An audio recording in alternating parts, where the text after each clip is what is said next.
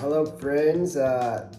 This week I'm in Texas. I was very glad a couple days ago to go visit McAllen at the U.S. border with Mexico, and I was able to look into some issues I've been hearing about with human trafficking going on down there. It was great to be able to see that firsthand and see what's taking place there on the border. I was able to meet with some experts in immigration who are involved in the work there. I was able to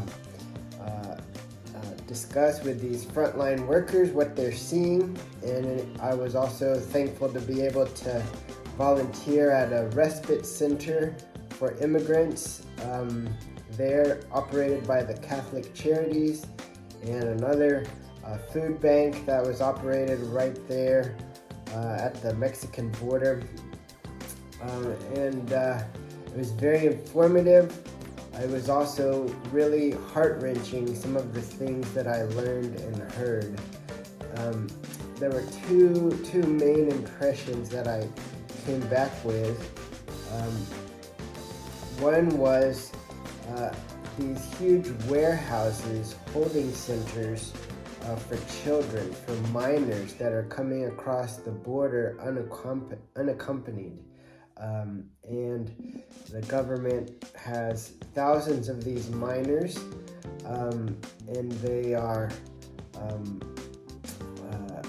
reportedly, there are reports that the government agencies have been lowering the standards required for sponsoring or for receiving one of these children. So if let's say you live in Florida and you claim to be the uncle of one of these minors, the government used to require fingerprints, used to require an FBI background check to make sure you're not a criminal. They used to require ID, used to require birth certificates, things like this to prove your relationship. But they have been lowering those standards, and so sometimes the kids are placed with legitimate family members, but other times these children, there's multiple reports and situations where they are being sent into labor trafficking situations, so where they would be working in a chicken slaughterhouse, and their passports would be taken away. They would be forced to stay there with threats on their family and different things like this back in their home country, or other situations where they are being trafficked, these children, for sex work and different things. So and reports that the safeguards against this there's so many children the government is dealing with that they're not able, they're just not following up properly, and so the agency may place a phone call after the child has been placed. They may or may not leave a voicemail. If they don't contact someone, they may not even try to contact them again. So really very little follow-up to ensure the safety of these children that are being placed. And these children are often, or the adults or the children, once they're received by these agencies at the border, they are then being they're asked, where do you want to go? Where is your family? They may say New York, they may say Ohio, they may say Florida, and then they are put on a bus, an airplane, or even a private charter plane to go to their destination, all being paid for by our taxes.